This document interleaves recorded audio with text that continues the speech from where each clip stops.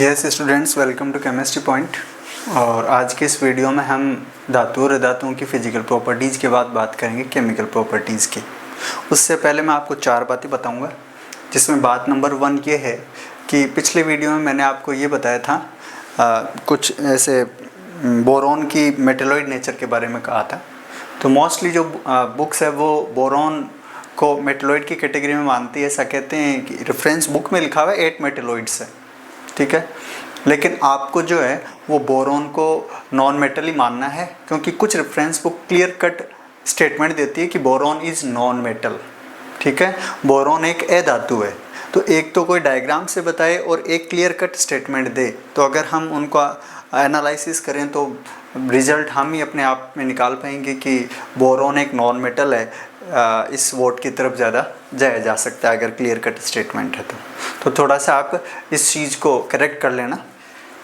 मैंने जैसे कि पिछले मेरे वीडियो में आपको बताया था, तो वो थोड़ा आप ध्यान रख लेना। इसमें मैंने आपको कहा था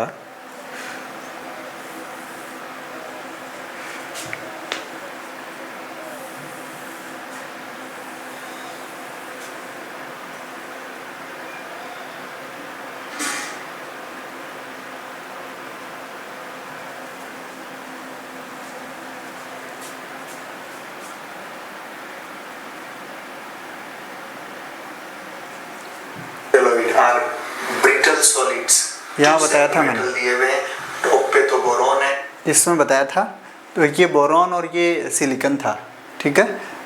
हमने इसमें भी लिखा हुआ है कि ये सेमी मेटल है, बट मैंने और ज़्यादा डीपली इसका एनालिसिस किया तो स्टेटमेंट मैंने पाया कि क्लियर कट लिखा हुआ है बोरॉन इज़ नॉन मेटल, तो आपको उसी ओर जाना है। फालतू कंट्रोवर्शियल स्टेटमेंट में अपने को नहीं पढ़ना है, तो बोरॉन को हम अधातु मान लेते हैं।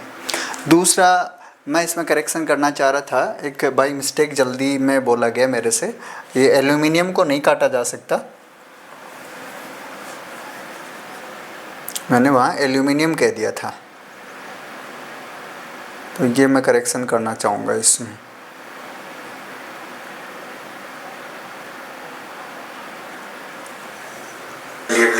चाकू से आसानी से काटा जा सकता है एल्यूमिनियम, पोटेशियम। उष्मा की कुचालक होती है, ऐसी धातु जो उष्मा की कुचालक होती है, मरकरी और लेड।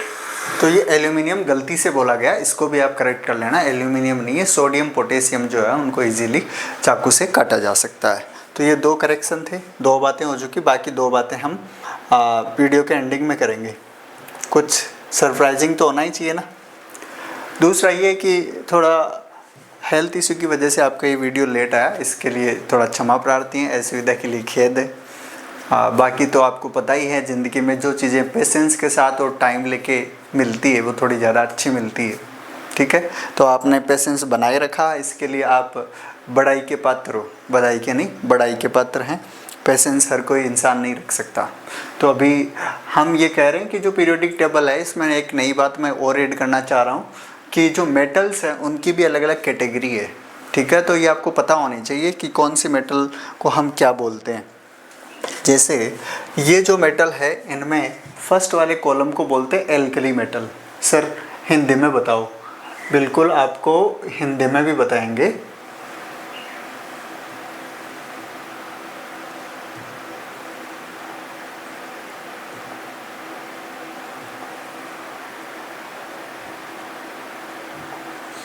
ये इसे बोलते हैं हम क्षार धातुएं, ठीक है। और ये जो कॉलम है वो है क्षार मृदा धातुओं का, और ये क्षार धातुएं, ठीक है। और इन्हें बोलते हैं संक्रमण धातुएं। ये संक्रमण धातुएं, और ये अंतः संक्रमण धातुएं कहलाती है। इनके टर्मिनोलॉजी है अलग अलग, ये आपको पता होनी चाहिए।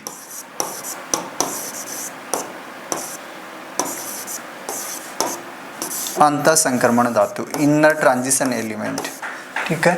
इन्हें बोलते हैं हम उपधातु, या तो क्या उपधातु ही बोलो इनको। और ये है अधातु, ठीक है। तो ये इसमें अधातुएं हैं, ये उपधातुएं हैं। ये अब धातुओं में थोड़ा सा आपको कैटेगरी पता होनी चाहिए। फर्स्ट ग्रुप के जो एलिमेंट्स है, तत्व है, उन्हें तो बोलते हैं क्षार धातुएं, सेकंड के बोलते हैं क्षारीय मृदा धातु, एल्कलाइन अर्थ मेटल्स। इसमें एक थोड़ा करेक्शन मैं कर देता हूँ, एल्कलाइन अर्थ मेटल्स कहते हैं इन्हें, अर्थ मेटल्स, क्षारीय मृदा धातुएं। ठीक है, अब इसके बाद हम केमिकल प्रॉपर्टी की ओर चलते हैं जो धातुओं की है। अब केमिकल प्रॉपर्टीज़ में हम कहाँ चल रहे थे, मैं लास्ट रिएक्शन में आपको बता रहा था।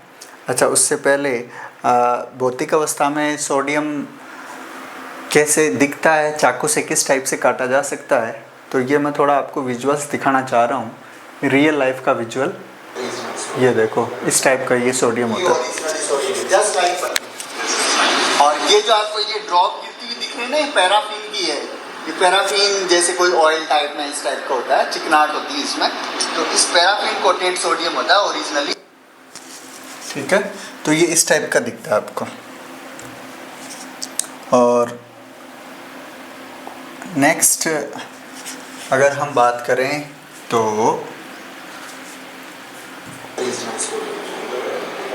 ये ओरिजिनली सोडियम जस्ट लाइक पर। और ये जो आपको ये ड्रॉप गिरती हुई दिख रही है बॉक्स में आता है ये, और पैराफिन कोटेड आता है। पैराफिन ऑयल पे, एक तो पैराफिन सॉलिड होता है, एक ऑयल टाइप में होता है, तो उसमें डुबा होता है, क्योंकि केरोसिन आजकल मिलता नहीं, बाहर निकालते हैं तो केरोसिन में डुबो, डीजल में, इनमें भी डुबो के रख देते हैं हम। ठीक है, तो ये बात थी। इसके बाद ये चाकू से काटने वाली कहानी है कि इस तरह से हम चाकू से काट सकते हैं इनको। ये वैसे चाकू लेते नहीं है केमिस्ट्री लैब में, ये इसे स्पेचुला कहते हैं, जो आपको ये दिख रही है ना, उसे स्पेचुला कहते हैं। अब इंग्लिश टर्म ही होती है, स्पेचुला के अलावा कोई हिंदी टर्म नहीं होती है। तो इस तरह इसको काटा जा सकता है। ठीक है, पनीर जैसा दिखता है और ये चाकू से इस तरह काटा जा सकता है। फिजिकल प्रॉपर्टी में दो बातें थी, तो मैं आपको इसे विजुअल के थ्रू ये बताना चाह रहा था, थोड़ा सा इंटरेक्टिव हो जाए। और अब इससे आगे हम बात कर रहे हैं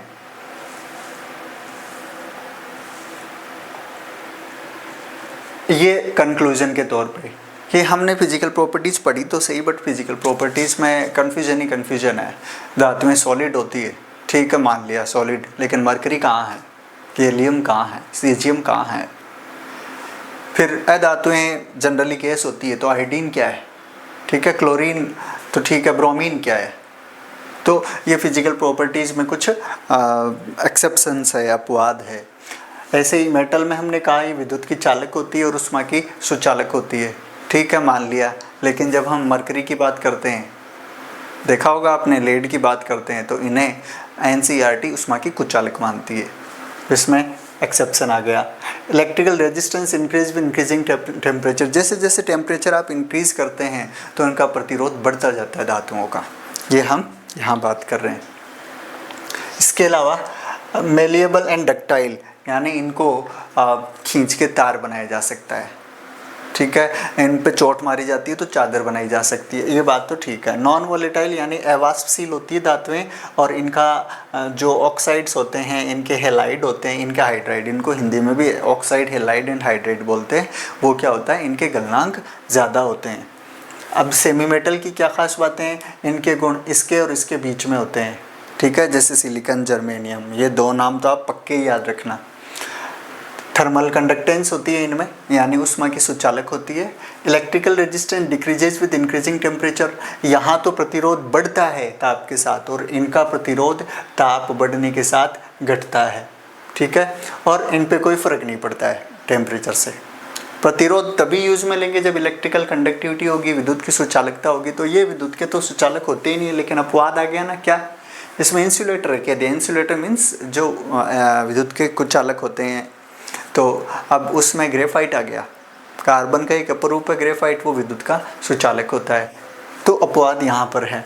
खैर, हम प्रतिरोध के साथ इनको क्लियर कट कंपैरिजन कर सकते हैं। इनका प्रतिरोध ताप बढ़ाने पर बढ़ता है, इनका प्रतिरोध ताप बढ़ाने पर घटता है, यानी जैसे जैसे ताप बढ़ाएंगे ना, इनमें कंडक्टेंस की पावर बढ़ती जाएगी, सुचालकता इनकी बढ़ती जाएगी, और ये ताप के प्रति असंवेदनशील होते हैं, इनसेंसिटिव होते हैं। ये क्या होते हैं, मेलिएबल एंड डक्टाइल यानी चोट मारने पर बढ़ते हैं और इनके तार खींचे जा सकते हैं। ये ब्रिटल यानी चोट मारोगे तो बिखर जाएंगे, भंगूर प्रकृति के होते हैं और ये न तो आघातवर्धनी होते हैं और न तन्य होते हैं। ये वोलेटाइल भी हो सकते हैं और लो मेल्टिंग वाले हेलाइड और हाइड्राइड हो सकते हैं। ठीक है, वोलेटाइल नॉन मेल्टिंग ऑक्साइड्स यानी जब गैस है तो मेल्टिंग क्या, लो मेल्टिंग ऑक्साइड्स है, हेलाइड्स एंड हाइड्राइड्स। ठीक है, इनके हेलाइड और हाइड्राइड जो होते हैं, हाइड्राइड एक कैटेगरी होती है जिसमें हाइड्रोजन जो परमाणु है उससे बना हुआ यौगिक, उस परमाणु के साथ केवल हाइड्रोजन ही हो तब इसे हाइड्राइड बोलते हैं। जैसे कैल्शियम हाइड्राइड का फॉर्मूला होगा CaH2, सोडियम हाइड्राइड का फॉर्मूला होगा सोडियम हाइड्राइड NaHCaH2। ये कैसे बनते हैं हम आगे चर्चा करेंगे, अभी फिलहाल आप ये मान लो कि हाइड्राइड इस टाइप के ऐसे फॉर्मूले हैं। ठीक है, तो हेलाइड हाइड्राइड इनके यौगिकों के नाम है, ऑक्साइड इनके यौगिकों के नाम है, धातुओं अधातुओं उपधातुओं के। ये भी हमने चर्चा करी थी, हमने कहा था कि पीरियोडिक टेबल में जो धात्विक गुण है ना वो ऊपर से नीचे चलने पर भी बढ़ता है ग्रुप में, और आवर्त में आप दाईं से बाईं तरफ जाते हो तब भी मेटेलिक नेचर जो है वो बढ़ता है, यानी यहाँ पर धात्विक गुण ऐसे बढ़ता है, ऐसे मान लो आप पीरियोडिक टेबल में। और इधर से इधर चलने पर भी धात्विक गुण बढ़ता है, ऊपर से नीचे चलने पर भी धात्विक गुण बढ़ता है। और ऐसे ही नॉन मेटेलिक नेचर इस साइड में बढ़ती जाती है, राइट साइड में जाएंगे तो इस कोने में ज़्यादातर अधातु होती है, यहाँ बीच में उपधातुएं होती है और इधर धातुएं होती है। धातुओं की प्रकृति ग्रुप में भी ऊपर से नीचे जाने पर बढ़ती जाती है, यह मैं आपको कई बार बता चुका हूँ। ठीक है, तो इसके बाद हम आगे चलते हैं। इनकी जो ये पाए कहाँ जाते हैं। ठीक है, अकरेंस एक इम्पोर्टेंट टॉपिक है, यहाँ से क्वेश्चन पूछा जा सकता है। उससे पहले ये देख सकते हैं आप, आयरन कॉपर एल्यूमिनियम और गोल्ड मोस्ट कॉमन मेटल होती है। यानी हम जो धातुओं की बात करते हैं ज़्यादातर हम लोहा, सोना, चांदी, तांबा, एल्यूमिनियम इन्हीं की बात करते हैं। और इनकी अर्थ में यानी अर्थ की क्रस्ट पे एबंडेंस क्या है ये देखने के लिए हम आगे चलते हैं। एबंडेंस से रिलेटेड बात मैं आपको बता चुका हूँ पहले शायद, और नहीं भी बताई है तो फिर से रिपीट कर देता हूँ। मैंने मेंशन किया था, ये देखो आप एक बार, ये देखिए। ठीक है, ऑक्सीजन जो तत्व है यानी ये विभिन्न प्रकार के तत्वों का पार्ट पर मिलियन में एबंडेंस है। एबंडेंस बाहुल्यता को बोलते हैं कि किस रूप में पाई जाती है। तो ऑक्सीजन इनमें सबसे ज़्यादा पाया जाता है। ऑक्सीजन जो होता है ना वो सबसे ज़्यादा पाया जाता है। ऑक्सीजन के बाद में सिलिकॉन जो कि उपधातु में आती है, ऑक्सीजन अधातु में आती है, और धातुओं में सबसे ज़्यादा एल्यूमिनियम है, फिर आयरन है। बाकी धातुओं का नंबर बाद में है। या आपके सोना चांदी तो देखो ये इधर आते हैं, ये रहा सोना और ये रही चांदी, ये रही मरकरी। तो इनकी पार्ट पर मिलियन में तो ये एबंडेंस होती है। अब एबंडेंस पार्ट पर मिलियन का मीनिंग क्या हो गया कि ग्राम पर टन, ग्राम पर टन को पार्ट पर मिलियन के इक्विवेलेंट माना जा सकता है। क्यों? क्योंकि पार्ट पर मिलियन का मतलब होता है 10⁻⁶, और इतने भाग में से एक भाग उतना ही संबंध है जैसा ही। कि सर समझ में आया नहीं? देखो आपको पता है 1 kg में कितने ग्राम होते हैं? सर 10⁻³ ग्राम होते हैं। ठीक है, आप बताओ 1 क्विंटल में कितने किलोग्राम होंगे? सर 100 किलोग्राम होंगे। ठीक है, अब मैं कह रहा हूँ 1 टन में कितने किलोग्राम होंगे? आप कहोगे कि सर 1 टन में 1000 kg होता है, तो 1000 तो ये, और ग्राम में कन्वर्ट करोगे तो 10⁻³ ये, तो एक तरह से 10⁻⁶ में से जब 1 ग्राम होता है वो पार्ट पर मिलियन का रूप माना जा सकता है। ठीक है, अपने इंडिया में तो हम बोलते हैं 10, 100, 1000, 10,000, लाख, 10 लाख, करोड़, बस आगे 10 बोलते जाते हैं। साउथ में या फॉरेन कंट्रीज़ में ये ऐसे चलते हैं 10, 100, 1000, उसके बाद में 10,000 बोल सकते हो, फिर 6 आते ही मिलियन, 9 आते ही बिलियन, और 12 आते ही ट्रिलियन। इनमें 3 जीरो बढ़ते जाते हैं तो उनको ऐसा बोलते हैं। ठीक है, तो ये मैं कह रहा था कि सबसे ज़्यादा जो धातु पाई जाती है पृथ्वी की सतह पर वो कौन सी होती है? एल्यूमिनियम। सबसे ज़्यादा जो तत्व है इस धरती पर, अब देखो आप क्या करोगे, पृथ्वी की सतह का मतलब पृथ्वी की सतह से नमूने इकट्ठा करोगे, और नमूना इकट्ठा करोगे तो उसमें आपको सबसे ज़्यादा क्या मिलती है? रेत। और रेत जो है वो क्या है? रेत एक एग्जाम्पल माना जा सकता है किसका? रेत एक एग्जाम्पल माना जा सकता है सिलिकॉन और ऑक्सीजन का, यानी रेत सिलिका से मिलकर बनी होती है। सिलिकेट्स को हम रेत का रूप मान सकते हैं, तो आप ये कह सकते हो। ठीक है, तो यहाँ पर मैं आपको बता रहा था कि ऑक्सीजन की एबंडेंस सबसे ज़्यादा जो कि अधातु है, सिलिकॉन की एबंडेंस नंबर 2 पे जो कि उपधातु है, और एल्यूमिनियम की एबंडेंस नंबर 3 पे जो कि धातु है। अब अगर सारी अधातुओं में बात करेंगे तो ऑक्सीजन सबसे ज़्यादा, सारी उपधातुओं में बात करेंगे तो धरती की सतह पर कौन, उपधातुओं में सिलिकॉन, और धातुओं की बात करेंगे तो सबसे ज़्यादा कौन सी धातु, सबसे ज़्यादा हम एल्यूमिनियम की बात करते हैं। बाकी आयरन वगैरह है, लोहा, ये सब बाद में आती है। आप इसको इस तरह से समझ सकते हो कि धरती पर आजकल सबसे ज़्यादा क्या हो गए, व्हीकल्स हो गए। व्हीकल की जो बॉडी होती है ना, वो किसकी बनी होती है, वो एल्यूमिनियम की बनी हुई होती है। ठीक है, तो आप ये मान सकते हो। तो इस तरह हम एबंडेंस का थोड़ा आइडिया लगा कि यहाँ से क्वेश्चन पूछा जाता है, इसलिए मैंने आपको ये बात बताई।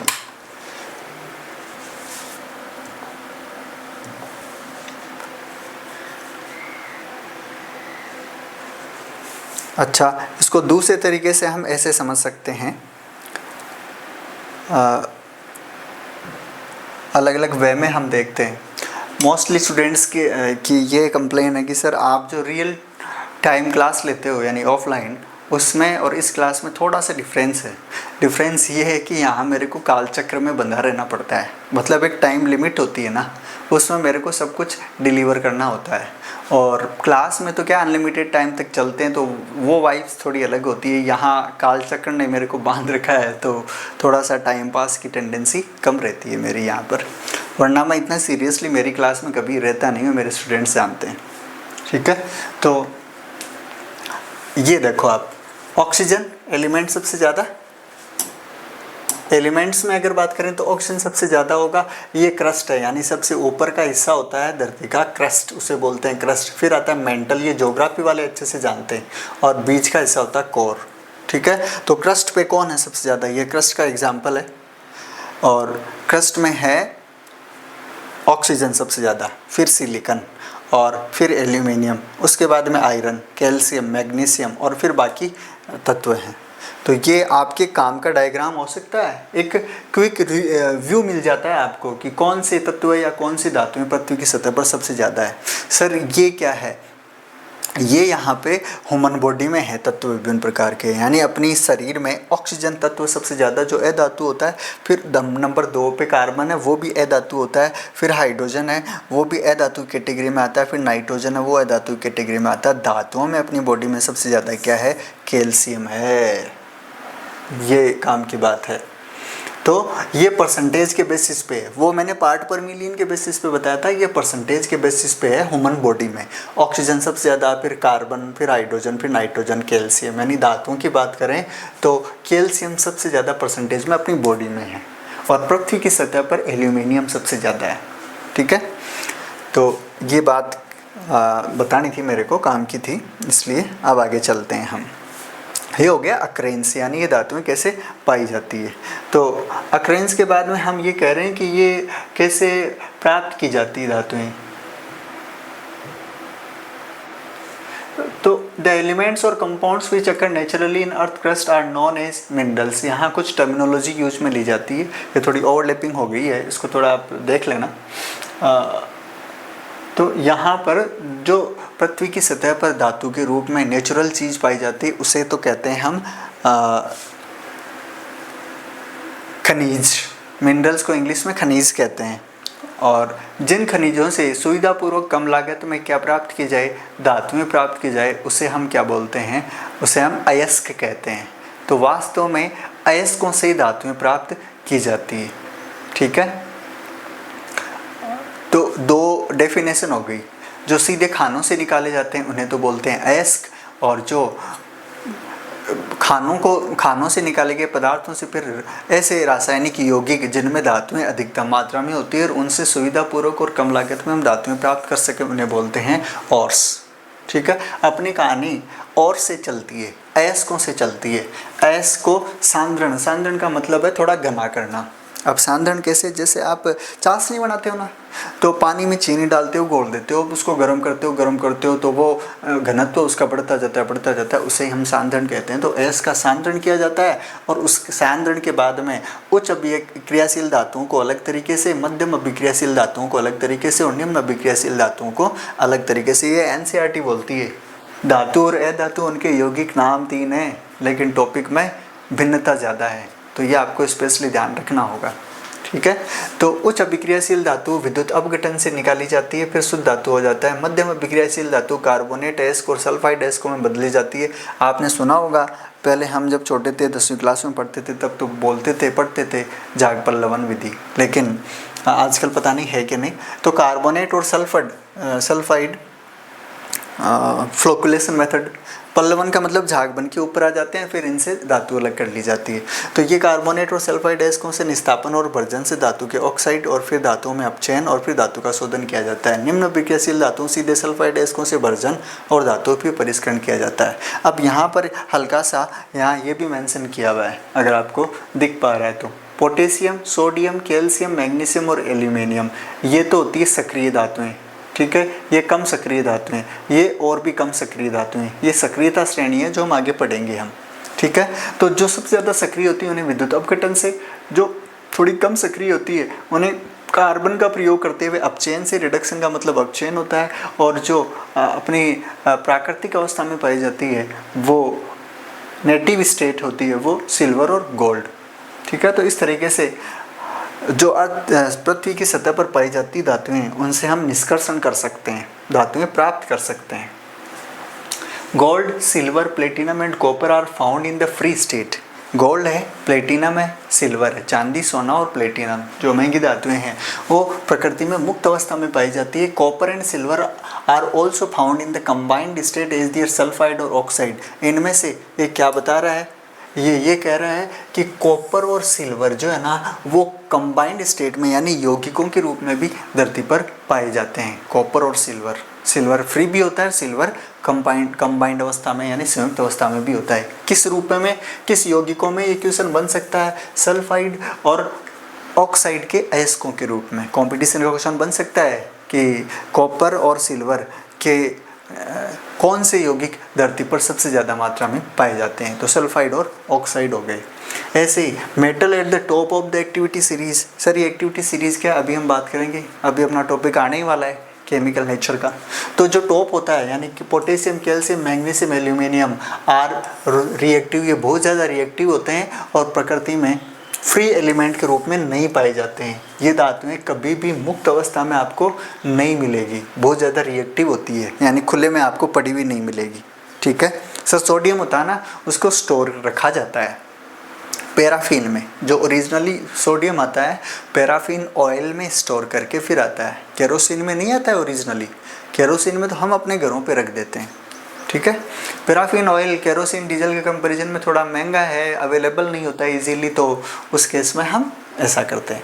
Metal in the middle of the activity series, जो एक्टिविटी सीरीज जो मिडल में होते हैं यानी मध्य में होते हैं वो थोड़े बीच के क्रियाशील होते हैं, और they are found in earth crust mainly as oxide, sulphide और कार्बोनेट। ये ऑक्साइड, सल्फाइड और कार्बोनेट के रूप में होते हैं। इससे आगे हम एनसीईआरटी की बुक में पढ़ेंगे, और एनसीईआरटी की बुक में यहाँ रासायनिक अभिक्रिया पढ़ने के बाद में हम संक्षारण भी पढ़ेंगे, ठीक है। तो ये यहाँ चलने से पहले हम इनकी रिएक्टिविटी की, केमिकल नेचर की बात करेंगे। अभी केमिकल नेचर तो बाकी है, ठीक है। तो जैसे इनकी केमिकल नेचर में जनरली क्या होते हैं, जनरली ऑक्साइड्स होते हैं, ठीक है। तो चलते हैं यहाँ पर, ये देखो अंडरस्टैंडिंग मेटल रिएक्शंस। मैं देखो बोल हिंदी में रहा हूँ, आपको समझना पड़ेगा, समझ में आ जाएगी इजीली बातें। तो मेटल रिएक्शंस को अगर आपको समझना होगा तो कुछ पॉइंट्स आपके माइंड में रहने चाहिए। वो पॉइंट्स क्या क्या है, वो पॉइंट्स ये है कि सबसे पहले ये ऑक्सीजन के साथ ऑक्साइड बनाती है। सबसे बड़ी खास बात ये है कि धातुएं ऑक्सीजन के साथ ऑक्साइड बनाती है। और जंग क्या है, एक आयरन का ऑक्साइड है Fe2O3NH2 या XH2, ठीक है। तो एक ऑक्साइड का सबसे फेमस एग्जाम्पल जंग है। जंग कैसा होता है? ये होता है जंग, ये लोहे की सतह है, उस पर ये जंग लगा हुआ है और इसका फॉर्मूला क्या हो गया? इसका फॉर्मूला ये हो गया Fe2O3NH2O। H2O जहाँ कहीं फॉर्मूले में XH2O या NH2O लिखा होता है, इसका मतलब ये बनते वक्त बीच में जल के अणु घुस के, इसका मतलब लिक्विड नहीं होता है, इन्हें क्रिस्टलीय जल के अणु बोलते हैं। जो क्रिस्टल के निर्माण के वक्त क्रिस्टल की संरचना में उपस्थित होते हैं उन्हें क्रिस्टलीय जल के अणु कहते हैं। NH2O, 7H2O, 5H2O, जैसे कॉपर CuSO4, 5H2O जो नीला तोता होता है जिसको आप बोलते हो, इसका मतलब ये नहीं कि ये गीला है, इसके क्रिस्टल में कुछ H2O के अणु हैं। अब H2O जहाँ कहीं भी है वहाँ गीलापन होगा क्या? नहीं, ज़रूरी नहीं है। जैसे अभी एटमॉस्फेयर में क्या है, कुछ H2O मॉलिक्यूल प्रेजेंट हो सकते हैं, ठीक है, लेकिन वो हमेशा ही आपको फील हो ये कोई ज़रूरी नहीं है, क्योंकि H2O तो एक अणु है ना, अणु को हम आंखों से देख थोड़ी सकते हैं। तो ऐसे ही यहाँ ये क्या है, ये एक जंग का फॉर्मूला है और जंग के निर्माण की प्रक्रिया है, थोड़ी केमिकल रिएक्शन कॉम्प्लिकेटेड है, तो मैं इसमें अभी नहीं जा रहा। मैंने आपको बताया है कि ऑक्साइड्स ऐसे बनते हैं। अब सर ये ऑक्साइड बनते कैसे, थोड़ा सिंपल वे में समझने के लिए आपको और टाइम देना पड़ेगा, अपने आप को भी और यहाँ मेरी क्लास को भी। नेक्स्ट है when metal react with acid. दूसरी खास बात ये है कि मेटल ऑक्सीजन के साथ ऑक्साइड बनाते हैं, एसिड के साथ ये हाइड्रोजन गैस देती है धातुएं। Salts often seen as fizzing और बबलिंग, और वहाँ जब हाइड्रोजन गैस निकलती है तब हमें कैसा पता चलता है, वहाँ झाग निकलेंगे, वहाँ बबलिंग होगी, जहाँ कहीं भी गैस निकलेगी तो बबलिंग होगी, तो उससे आपको पता चल जाएगा, ठीक है। तो एसिड के साथ भी और कुछ धातुएं जल के साथ भी हाइड्रोजन गैस देती है, यानी जो सक्रियता श्रेणी में, सर बार बार आप सक्रियता श्रेणी नाम ले रहे हो, ये है क्या? अभी बताएंगे, थोड़ा सा आप पेशेंस रखिए। तो जो सक्रियता श्रेणी में ज़्यादा सक्रिय होती है वो तो जल के साथ भी अभिक्रिया करके हाइड्रोजन तीव्रता से देती है, जैसे सोडियम और पोटेशियम। ये तो इतनी ज़्यादा एक्टिव होती है कि जल में डालो सोडियम को और जल उठता है, जस्ट लाइक सोडियम की तीव्रता देखना जल के साथ, ये देखो ऐसे, देखा आपने, ये जल के कांटेक्ट में आया और सोडियम ऐसे जल उठेगा। सर ऐसे पटाखे हम भी छोड़ना चाहते हैं, ऐसे रिस्क के काम अपने को नहीं करने। तो ये सोडियम है, तो हम कह रहे थे कि ये एसिड के साथ हाइड्रोजन देते हैं। एसिड के साथ तो सभी हाइड्रोजन गैस देगी धातुएं, लेकिन जल के साथ भी अभिक्रिया करते हैं। हम केमिकल रिएक्शन पढ़ेंगे, मैं अभी आपको कुछ मेन पॉइंट बता रहा हूँ, ठीक है। वेरिएशन इन रिएक्टिविटी, ये बड़ा काम का पॉइंट है। ये पॉइंट ये कह रहा है कि ये रिएक्ट तो करती है लेकिन सभी समान रूप से रिएक्ट नहीं करती है। कुछ धातुएं ज़्यादा तीव्रता से रिएक्ट करती है, जैसे सोडियम विग्रेसली, रिएक्टिंग विग्रेसली का मतलब है तेजी से। अभी दिखाया मैंने कितने तेजी से रिएक्ट करता है सोडियम वाटर के कांटेक्ट में आते ही। अच्छा सर ऐसा क्यों होता है? देखो सोडियम है ना, ठीक है, इसको आप कांटेक्ट में किसके लाए? H2O के, और ये दोनों, ये तो होता है सॉलिड और ये होता है एक्वस। जब आप इसको इसके कांटेक्ट में लाओगे तो इसकी सरफेस जितनी H2O के कांटेक्ट में आएगी ना, उतनी वहाँ से हाइड्रोजन गैस रिलीज होती जाएगी। और सर सोडियम कहाँ जाएगा? ये सोडियम तो कन्वर्ट हो जाएगा हाइड्रोक्साइड में H2O के OH के साथ हाइड्रोक्साइड बना लेता है, और यहाँ बैलेंस करने के लिए मैं कह देता हूँ ½ H2। बैलेंस का मतलब ये है कि पूरी इक्वेशन में सारे के सारे परमाणु जितने उतने के उतने ही रहने चाहिए, कोई कम ज़्यादा नहीं होना चाहिए। जो लेफ्ट साइड में वही राइट साइड में रहने चाहिए। तो ये जो बना वो तो विलियन में चला गया सोडियम हाइड्रोक्साइड के रूप में, और ये जो है वो हाइड्रोजन गैस के रूप में निकल गया। तो ये एक हाइड्रोजन गैस जो बनती है ना, वहाँ रिएक्शन काफ़ी ज़्यादा उष्मा छेपी होती है, यानी उष्मा निकलती है। तो सोडियम जब जल के साथ अभिक्रिया करता है तब हाइड्रोजन गैस इतना तेज, मतलब हीट इतना तेज़ी से रिलीज होती है कि वो आग का रूप ले लेती है। तो ये ज़्यादा सक्रिय धातुएं होती है जो जल के साथ भी अभिक्रिया कर लेती है। जैसे मैं अभी आपको और बताऊं, इसमें जल के साथ अभिक्रिया में एक एग्जाम्पल और देना चाह रहा था। यस, ये देखना आप, ये देखना, ध्यान से सुनना इस चीज़ को। थोड़ा साइड में हटना। ये उछल के गिर भी सकता है। ये सोडियम कंज्यूम होता जा रहा है, किसमें कन्वर्ट होता जा रहा है, NaOH में। और ये जो गैस रिलीज हो रही है ना, वो कौन सी हो रही है, हाइड्रोजन गैस। ये सोडियम कंज्यूम हो चुका पूरा। तो यहाँ पे जो ये धुआं नज़र आ रहा था ना आपको, तो वो धुआं किसका है, हाइड्रोजन गैस का। सोडियम कहाँ गया, वो NaOH बन के और इस विलियन में चलता गया। ठीक है, जैसे जैसे इसकी सरफेस इसमें कांटेक्ट में आएगी वैसे वैसे क्या होगा, वैसे वैसे ये धुएं के रूप में तो हाइड्रोजन बाहर निकल जाएगी। ठीक है, और ये NaOH बन के विलियन में चला जाएगा। तो इसकी सरफेस में सरफेस में के कांटेक्ट में जितना जितना H2 आएगा ना, वो उतना उतना क्या बनता जाएगा, वो NaOH बनता जाएगा। तो इस तरह ये जल के साथ भी रिएक्ट करके और हाइड्रोजन गैस देती है। सोडियम पोटेशियम तो धातुएं कुछ इस तरह की होती है। मैं आपको इनकी रिएक्टिव नेचर के बारे में बता रहा था कि ये ऑक्साइड बनाती है। ठीक है, ये जल के साथ अभिक्रिया करती है, ये अम्ल के साथ अभिक्रिया करती है। जल और अम्ल के साथ अभिक्रिया करके धातुएं कौन सी गैस देती है, हाइड्रोजन। सूत्र होता है H2। तो मैं कहाँ था, मैं थोड़ा इधर ही था। हम मेटल की मेटल रिएक्शन के बारे में पढ़ रहे थे कि हम थोड़ा ये जानना चाह रहे हैं कि क्या होती है। तो ये तीन नेचर हो गई एक तरह से, क्रियाशीलता भी अलग अलग होती है। आ जाओ इधर। अब देखो, most metal oxides are insoluble in water but some of these dissolve in water to form alkalis. अब देखो, जो सोडियम है ना, वो जल के साथ हाइड्रोक्साइड बना रहा है। ऐसे ही धातुएं ऑक्सीजन के साथ क्या बनाती है, ऑक्साइड्स भी बनाती है। जैसे यहाँ पर कॉपर और O2 क्या बना रही है, कॉपर और O2 कॉपर ऑक्साइड बना रही है। ठीक है, मैग्नीशियम और O2 मैग्नीशियम ऑक्साइड, एल्यूमिनियम और O2 एल्यूमिनियम ऑक्साइड। अच्छा सर, आपने तो 1 मिनट में लिख दिया, हम कैसे लिखेंगे। आपको कुछ धातुओं के कैटाइन, कुछ अधातुओं के एनाइन पे चार्ज कैसा होता है, ये चार्ज आपको पता होना चाहिए। उसके बेसिस पे आप ये फॉर्मूले लिख सकते हैं। जैसे कॉपर पे एग्जांपल के तौर पे, कॉपर पे कौन सा चार्ज होता है, +2, और ऑक्सीजन पे कौन सा होता है, 2-। तो दोनों के चार्ज बैलेंस हो गए, तो एक कॉपर और एक ऑक्सीजन लिख दिया। ये दो तो होते हैं अलग, और फॉर्मूले में यहाँ नीचे लिखे हुए होते हैं ना, वो अणु का भाग होते हैं। ऐसे ही मैग्नीशियम पे चार्ज क्या होता है, 2+, ऑक्सीजन पे चार्ज क्या होता है, 2-, तो M0 लिख दिया। लेकिन एल्यूमिनियम पे चार्ज क्या होता है, 3+, ऑक्सीजन पे चार्ज क्या होता है, 2-। तो इसका चार्ज तो इसके पैरों में, इसका चार्ज इसके पैरों में, बिना साइन के साथ, तब फॉर्मूला Al2O3 होता है। तो हम कह रहे हैं कि धातुएं ऑक्सीजन के साथ क्रिया करके क्या बनाती है, धात्विक ऑक्साइड बनाती है। और ये बने हुए धात्विक ऑक्साइड है, जैसे सोडियम के ऑक्साइड है, पोटेशियम के ऑक्साइड है, ये जल के साथ मिलकर किस में कन्वर्ट हो जाते हैं, ये हाइड्रोक्साइड में कन्वर्ट हो जाते हैं। इसका मतलब ये हुआ कि सोडियम को आप अगर खुली हवा में छोड़ दोगे, हवा का मतलब हवा में ऑक्सीजन की मात्रा सबसे ज़्यादा होती है, आपने सुन रखा है, पढ़ रखा है वायुमंडल में।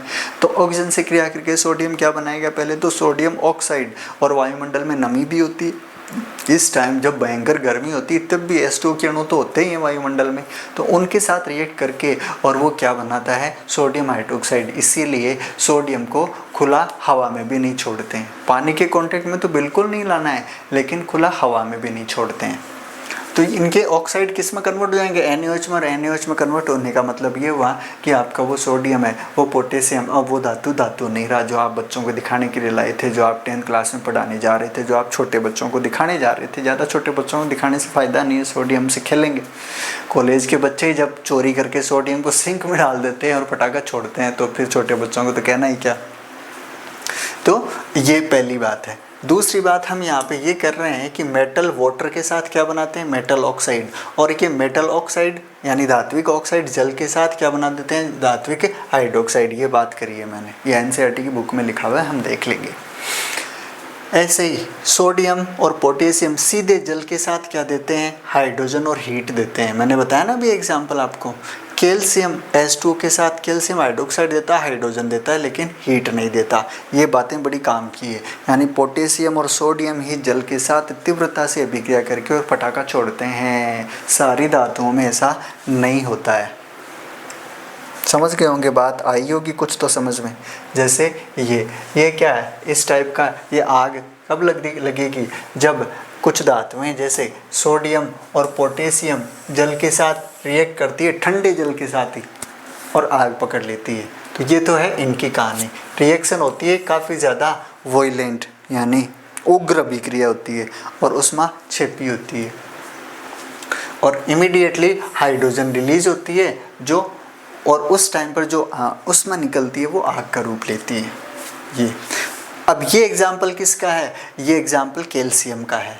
कैल्शियम की टिकिया को पानी में डाला तो बुलबुले तो उठ रहे हैं, लेकिन यहाँ पर गैस रिलीज हो रही है, उसमें रिलीज बहुत कम होती है, नहीं होती है। तो आपको ये इतना वॉयलेंटली रिएक्शन नहीं लगेगी, उग्र अभिक्रिया नहीं लगेगी। तो इसमें लिखा हुआ है कि ये तो सोडियम पोटेशियम की बात हो गई, और फिर है metal react with water produce a metal oxide and hydrogen gas. Metal oxide that are soluble in water dissolve in further form metal hydroxide, but all metal do not react with water. सभी धातुएं जल के साथ react नहीं करती है।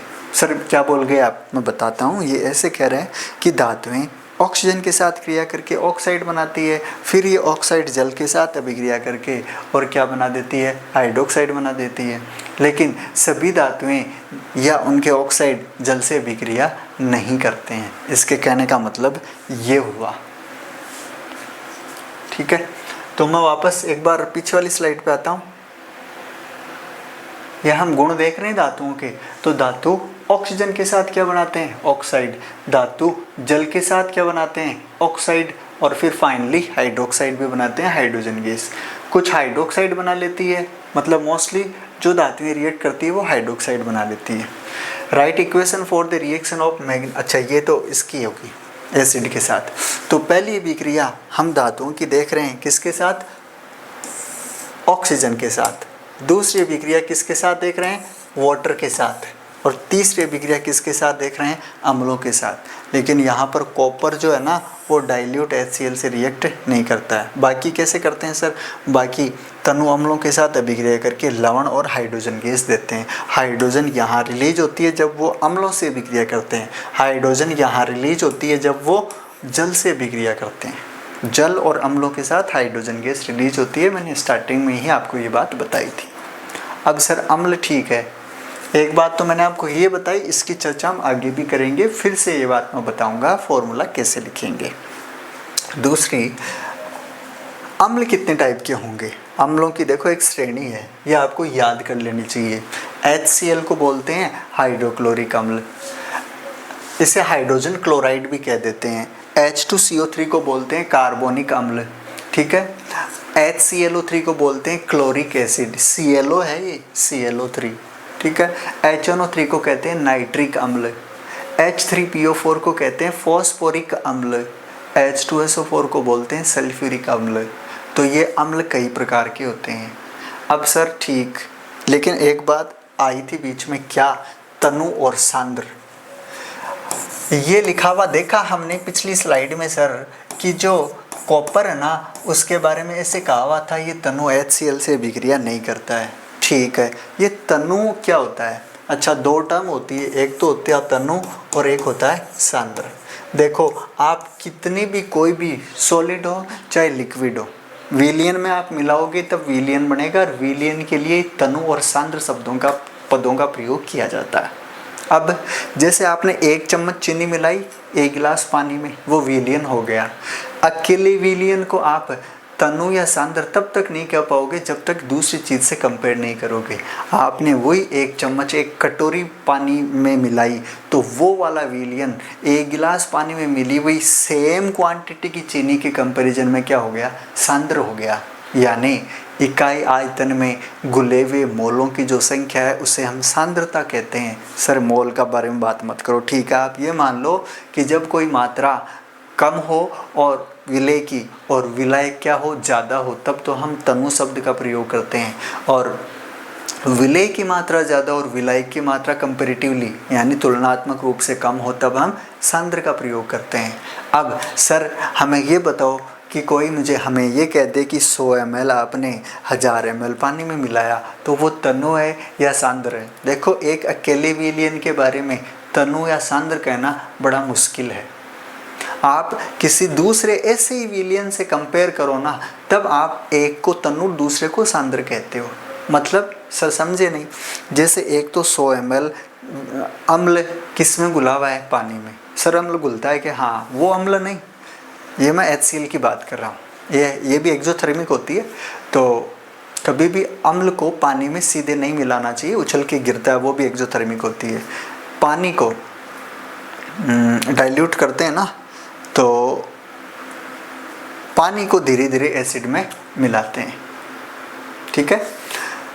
अच्छा, मैं कह रहा था एक तो 100 ml 1000 ml पानी में घुला हुआ है, और एक 10 ml अम्ल 1000 ml पानी में घुला हुआ है। तब जो 10 ml वाला उसे आप तनु मान सकते हो, और जो 100 ml वाला उसे आप सांद्र मान सकते हो। तो सर ये थोड़ा थोड़ा आया समझ में। अब मैं कहूँ, जैसे कोई सांद्रता दी हुई है 0.1 N, वैसे आप नहीं समझोगे शायद इस चीज़ को, एक 0.1 N। देखो नॉर्मलिटी, मोलरिटी, ये दोनों टर्म जो होती है ना, वो सांद्रता के मात्रक होते हैं। तो इसके कुल तुलना में यहाँ पर क्या है, ये संख्यात्मक मान कम है, तो ये ज़्यादा तनु है। यहाँ संख्यात्मक मान का मतलब है इसके मोल ज़्यादा घुले हुए हैं, तो ये कंपेरेटिवली सांद्र है, ये तनु है, ठीक है। ये तनु और सांद्र के बारे में चर्चा चल रही थी, उसका झगड़ा चल रहा था, तो ये बताया मैंने। बाकी ये अम्ल है, तो ये आपको पता रहने चाहिए कौन से अम्ल को कौन सा अम्ल बोलते हैं। ये इनमें से कोई सा भी अम्ल हो, धातुएं जो होती है वो इन अम्लों के साथ अभिक्रिया करके क्या देती है, हाइड्रोजन गैस देती है। अब सारी हाइड्रोजन गैस देती है ये हम कहते हैं, लेकिन सारी की सारी ही ऊष्मा समान रूप से निकालेगी ये हम नहीं कहते, क्योंकि सक्रियता सभी धातुओं की क्या होती है, अलग अलग होती है। इसी आधार पर धातुओं को एक श्रेणी के रूप में व्यवस्थित किया गया है, उसे बोलते हैं सक्रियता श्रेणी। सक्रियता श्रेणी से भी क्वेश्चन आपको पूछा जा सकता है, तो बड़े ध्यान से पढ़िएगा NCERT की बुक। हम कहाँ हैं, हम सर यहाँ पर हैं। अब हम यहाँ आ जाते हैं, ठीक है। सक्रियता श्रेणी की बात आएगी, थोड़ी देर बाद में आएगी, थोड़ा सा और वेट करना पड़ेगा। उससे पहले आप ये चीज़ें भी देखो, हमने कहा जल के साथ हाइड्रोजन देती है सर, ये भी देखो जल के साथ हाइड्रोजन दिया, और ये भी इसने जल के साथ हाइड्रोजन दिया, लेकिन इसने अपना अलग खेल किया और इसने अपना अलग खेल किया, समझ गए। यानी इनकी जो सक्रियता है, क्रिया करने की जो क्षमता है, उसे सक्रियता कह रहे हैं हम। तो ये तो करती है वॉयलेंटली रिएक्शन, यानी तेजी से अभिक्रिया, और ये करती है तुलनात्मक रूप से धीरे अभिक्रिया। तो यहाँ ऊष्मा निकली, आग का रूप ली, यहाँ थोड़ी बहुत ऊष्मा निकलती है, लेकिन उसका फर्क नहीं पड़ता। हम बीकर को पास में रख के आराम से बुलबुले देख सकते हैं। तो ये कह रहा है कि कैल्शियम जो होती है, कैल्शियम की अभिक्रिया वाटर से लेस वॉयलेंट होती है। लेस वॉयलेंट का मतलब है थोड़ी धीरे होती है। और यहाँ heat evolve is not sufficient for hydrogen to catch fire, और यहाँ जो निकलने वाली जो ऊष्मा है ना, वो इतनी सफिशिएंट नहीं है कि आग पकड़ ले। कौन? हाइड्रोजन। हाइड्रोजन क्या होती है, विस्फोटक प्रकृति की होती है, तो वो आग पकड़ लेती है, एक तरफ उसको क्या मिल गई, ऊष्मा मिल गई। लेकिन यहाँ कैल्शियम की विक्रिया ऐसी कुछ नहीं होती है, ये बताना चाह रहा है। बताया मैंने एग्जाम्पल अभी कैसे आग पकड़ती है। फिर कैल्शियम स्टार्ट फ्लोटिंग, बिकॉज ये पहले इसको डालोगे पानी में तो पहले फ्लोटिंग करेगी, मतलब तैरेगी कैल्शियम धातु पानी में। उसके बाद बबल्स आएंगे, वो बबल्स क्या बता रहे हैं, हाइड्रोजन गैस रिलीज हो रहे हैं उसकी स्टिक से, उसकी टेबलेट से, किसकी, कैल्शियम, मतलब कैल्शियम धातु का टुकड़ा आपने डाला। तो सरफेस जितना जितना H2 के कांटेक्ट में आएगी, वहाँ से क्या निकलते जाएंगे, वहाँ से बुलबुले निकलते जाएंगे। फिर नेक्स्ट ये देखो, हम 3 बातें कर रहे हैं। एक बात हमने सोडियम पोटेशियम की जल के साथ कर ली, अभिक्रिया तीव्र होती है।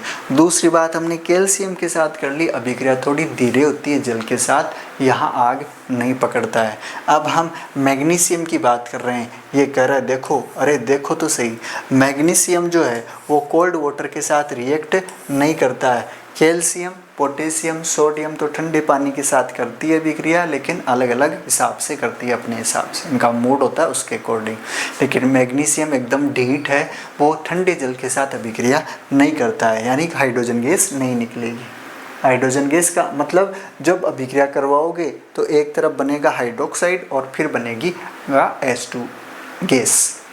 इस साइड में आने वाली स्पीसीज को बोलते हैं हम रिएक्टेंट यानी अभिकारक, और इस साइड में जो बनते हैं उन्हें उत्पाद। तो उत्पाद वाली साइड में क्या रहता है, जल के साथ जब भी अभिक्रिया होगी ना, धातु जल या कुछ भी बने, हाइड्रोक्साइड है सपोज, और निकलेगी क्या, हाइड्रोजन गैस।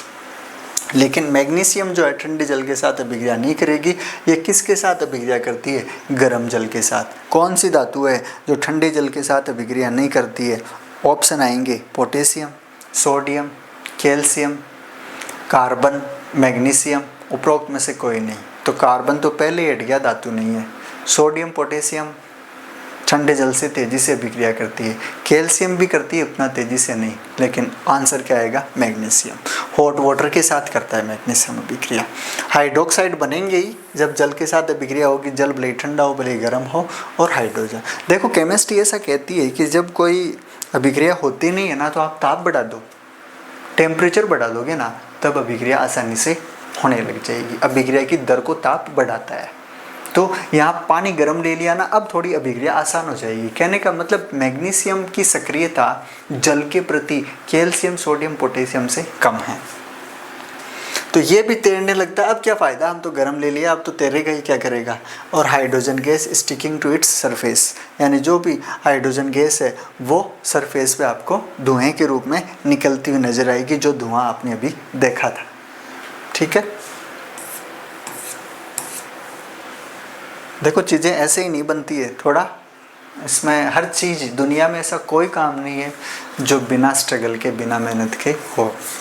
हर चीज़ में स्ट्रगल होता है। सर आप कहना क्या चाह रहे हो, मैं जो कहना चाह रहा हूँ आप समझ के, मेरे को मांगने की, कहने की आदत है नहीं। खैर, दूसरी बात, हर आदमी मोटिवेशन के अकॉर्डिंग ही चलता है। आप घर पे खाना बनाते हो, कल्पना ने घर पे खाना बनाया और उसके भाई बहनों ने, उसके माता पिता ने खाना खा लिया और चुपचाप सो गई, तो नेक्स्ट टाइम जो कल्पना खाना बनाएगी उसमें क्या आती जाएगी, एफिशिएंसी कम आती जाएगी। लेकिन जैसे ही खाना खाया और मोटिवेट कर दिया कि वाह कल्पना, फीडबैक दे दिया कि अच्छा बनाया आज तो, दाल अच्छी बनाई, ठीक है, तो वो क्या हो गया, एक तरह से मोटिवेशन हो गया। तो हर इंसान मोटिवेशन के बेस पे ही चलता है। मैं इनडायरेक्टली आपको ये कहना चाह रहा हूँ, समझ गए होंगे।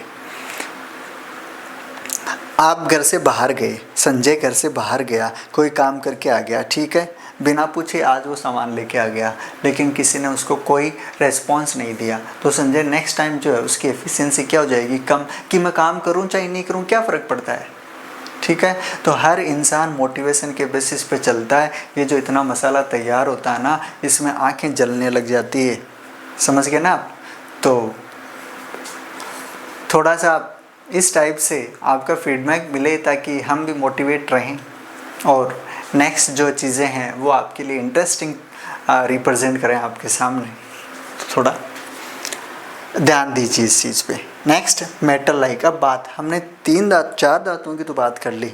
नेक्स्ट 5वीं धातु है एल्यूमिनियम। एल्यूमिनियम 6वीं धातु है आयरन और 7वीं धातु है जिंक। ये देखो, ये न तो ठंडे से और न गर्म जल से। जिंक, एल्यूमिनियम, आयरन और जिंक न तो ठंडे पानी के साथ और न ही गर्म पानी के साथ अभिक्रिया करते हैं। तो सर आप कल तो इतनी बड़ी बड़ी बातें कर रहे थे कि ये होता है वो होता है, आप एक क्लियर कट स्टेटमेंट दे देंगे केमिस्ट्री में तो मामला निपट जाएगा। तो अरे मैं फिर कह रहा हूँ, मैंने एक बात और कही थी कि केमिस्ट्री आपके इमोशंस के साथ पल पल खेलती है। तो फैक्ट्स जो होते हैं ना, आपके माइंड में जितने होल्ड रहेंगे उतना आप केमिस्ट्री को जान पाओगे। तो एल्यूमिनियम, आयरन, जिंक न तो ठंडे के साथ और न गर्म जल के साथ अभिक्रिया करती है। मैं नहीं कह रहा, आपकी एनसीईआरटी कह रही है। But they react with steam to form metal oxide and hydrogen. अब देखो, केमिकली इस बात को हम सत्य कह रहे हैं, भले ही फिजिकली आपको ये बात असत्य लगे। कैसे? स्टीम होती है ना, स्टीम क्या होती है, वाष्प, और वाष्प में भी क्या होते हैं, जल के अणु। इसका मतलब इनडायरेक्टली हमने कहा तो सच्ची ना, कि धातुएं जल के साथ अभिक्रिया करके हाइड्रोजन गैस देती है। अब हमारी गारंटी थोड़ी है कि आप जल गर्म लो कि ठंडा लो कि वाष्प लो। हमारे सामने तो धातुएं कहती है, हमारे सामने तो H2O को आने दो। और अभिक्रियाएं होती जो है उसमें हम ऐसा नहीं कह सकते कि ये ले सोडियम का एक परमाणु और ले जल का एक अणु, दोनों भिड़ जाओ और रिएक्ट कर लो। हम देख ही नहीं सकते, तो हाथ में लेने की तो दूर की बात है। तो ये H2 के साथ रिएक्ट करती है बट स्टीम के साथ करती है। कौन कौन सी? एल्यूमिनियम, जिंक, आयरन, ये कुछ ऐसी धातुएं होती है। तो क्वेश्चन यहाँ अलग अलग तरीके से किसी भी टाइप से बन सकता है, तो थोड़ा सीरियसली केयरफुली इन चीज़ों को आपको पढ़ना होगा, टाइम देना होगा। मैंने पिछले वाले वीडियो में भी बताया था कि अगर आपको साइंस पढ़नी है तो साइंस को टाइम देना पड़ेगा। 5-10 मिनट के वीडियो से या कुछ सेकंड के शॉर्ट से आप साइंस नहीं सीखने वाले हो। साइंस सीखने के लिए टाइम देना ही पड़ेगा, आपको पहले से ही इसकी प्रिपरेशन रखनी होगी।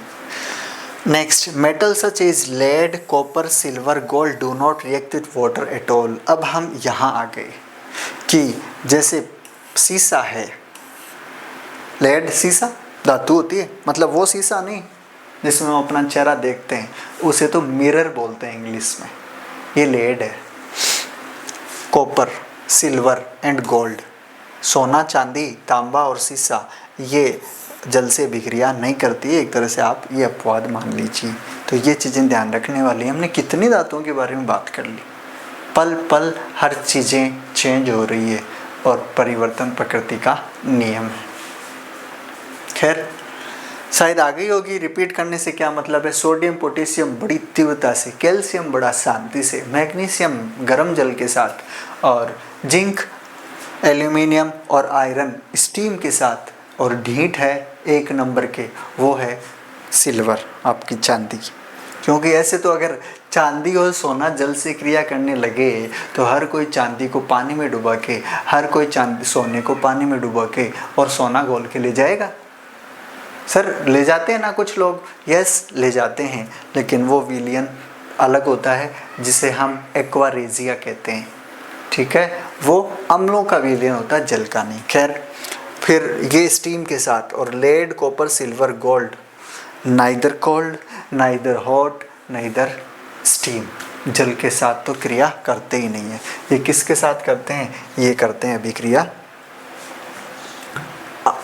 उसके साथ, एक्वारेजिया के साथ। खैर, ये विभिन्न प्रकार के यौगिक हैं और इन यौगिकों में मैं आपको इनसे कोई लेना देना नहीं है। ये कैडमियम सल्फाइड है, ये लेड सल्फाइड है, ये हाइड्रोक्साइड है। तो ये हाइड्रोक्साइड बताना चाह रहा था कि जब आप किसी धातु को जल में घोलोगे तो घोलते घोलते जब इनका घनत्व तो बढ़ जाएगा ना, तो ये कैसे बन जाएंगे? ये अवक्षेप के रूप में बन सकते हैं। तो हरा अवक्षेप तो होता है निकल के हाइड्रोक्साइड का, और सफ़ेद अवक्षेप होता है एल्यूमिनियम का हाइड्रोक्साइड का। एल्यूमिनियम का हाइड्रोक्साइड सफ़ेद होता है और निकल का हाइड्रोक्साइड ग्रीन होता है, और ये इनके सल्फाइड है। हालांकि आप यौगिक के रूप में इनको पढ़ सकते हो, ये कैडमियम का सल्फाइड है और ये लेड का सल्फाइड है। लेकिन अभी हमारी बात धातुओं की जल के साथ अभिक्रिया से हाइड्रोक्साइड का बनना था, तो ये 2 हाइड्रोक्साइड के मैं आपको कलर दिखाना चाह रहा था कि रिएक्शन इस टाइप से होती है और इस टाइप के इनके कलर होते हैं। ठीक है, अब हम मैग्नीशियम किस टाइप से कैसे रिएक्ट करता है वो देख रहे हैं। ये देखो, आपने फोर्सिप से पकड़ा मैग्नीशियम की एक फॉइल को। ठीक है, मैग्नीशियम है और अंदर क्या है? अंदर है ऑक्सीजन। हम ये देखना चाह रहे हैं कि मैग्नीशियम ऑक्साइड कैसे बना रहा है। जैसे आपने मैग्नीशियम को अंदर किया, वहाँ क्या हुआ? धुआं बना। इस धुएं का मतलब मैग्नीशियम ऑक्साइड बना। ये जादू नहीं है, ये केमिकल रिएक्शन है। और ज़्यादा देर तक आप देखते रहोगे तो ये जो आपने फ्रेश मैग्नीशियम की स्ट्रिप ली थी, एक फीता टाइप में लिया था मैग्नीशियम का, तो ये क्या हो गया? एकदम वाइट हो जाएगा और फिर ये पेंदे में भी गिरने लग जाएगा। तो इस टाइप की केमिकल रिएक्शन होती है जो बता रही है 3 लेवल व्यू है ये। लेवल नंबर 1 जिसमें आप एंटर किए हैं मैग्नीशियम के एटम, मैग्नीशियम मेटल के धातु के। ठीक है, और बीकर में क्या है? ऑक्सीजन के मॉलिक्यूल। व्यू नंबर 2 जिसमें मैग्नीशियम अपने आयनों में विभक्त हो गया। धातुओं में एक गुण इलेक्ट्रॉन त्यागने की प्रवृत्ति भी होती है। जब तक इलेक्ट्रॉन त्यागेंगे नहीं ना, यौगिक नहीं बनेंगे। इसीलिए वो ऑक्साइड, हाइड्रोक्साइड, क्लोराइड, हाइड्राइड ये बनाती है धातुएं। तो अब जैसे ही ऑक्सीजन के कांटेक्ट में आया, धातुएं क्रियाशील होती है, तो मैग्नीशियम Mg2+ बना और O2- बना। जब भी केमिस्ट्री में 2 विपरीत आवेशित आयन बन जाते हैं, वो अट्रैक्ट होते हैं विद्युत संयोजक बंध से, आयनिक बंध से।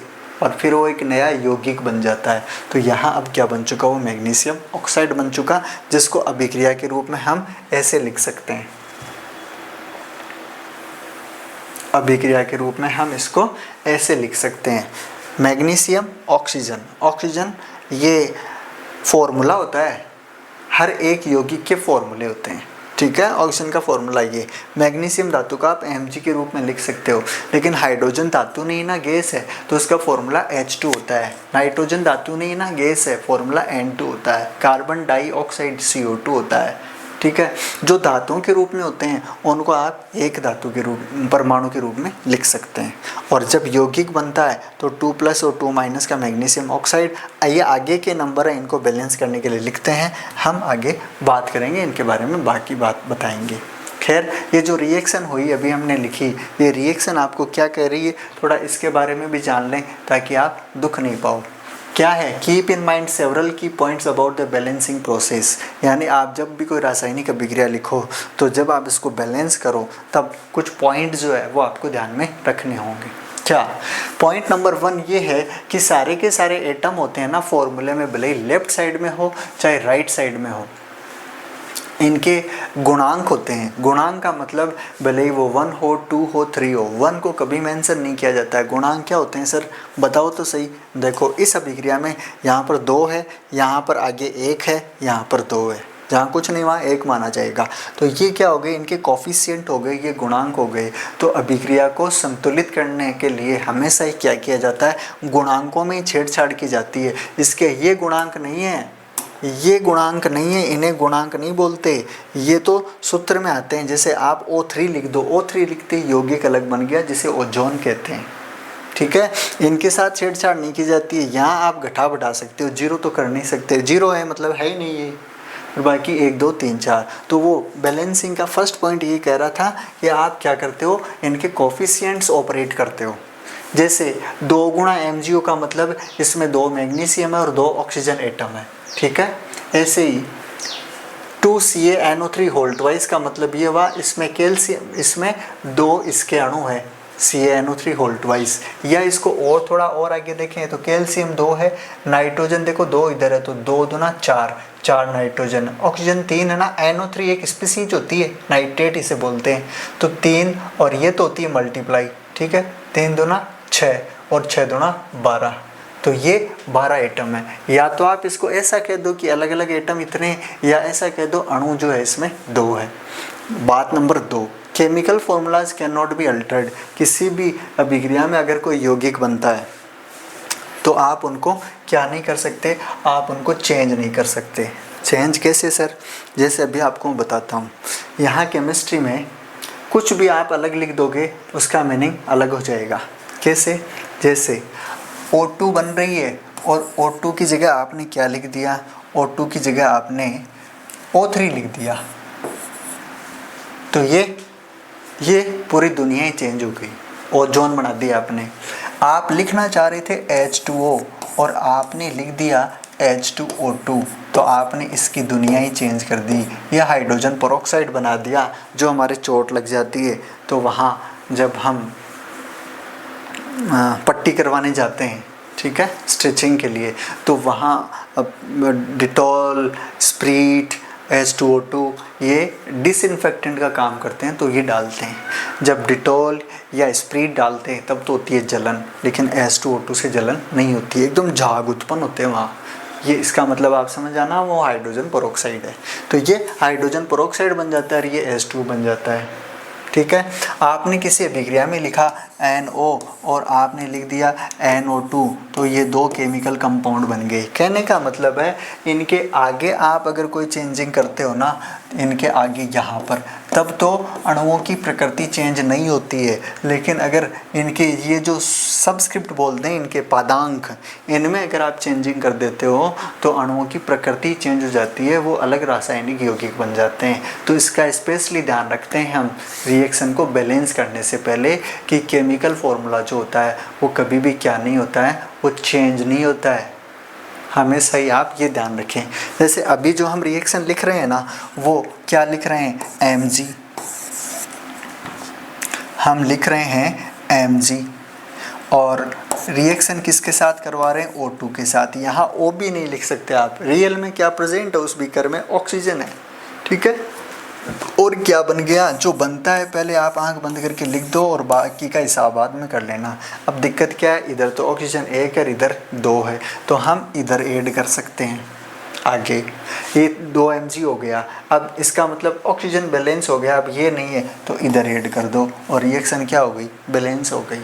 तो बैलेंसिंग इक्वेशन में